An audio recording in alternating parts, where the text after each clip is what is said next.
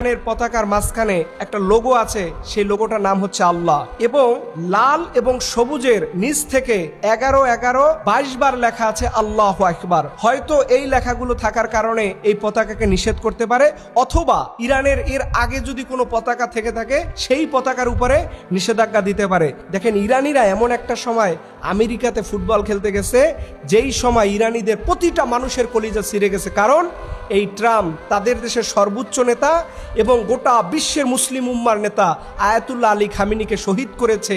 এই শহীদের যন্ত্রণা বুকে নিয়ে আজকে ইরান গিয়েছে তাদের দেশে ফুটবল খেলার জন্য। এর জন্য আমি মুসলিম উম্মাকে বলবো, তোমরা ব্রাজিল আর্জেন্টিনার পতাকাকে জার্সি হিসাবে গায়ে দিও না এবং বাসার ছাদে পতাকা হিসাবে ব্যবহার করো না।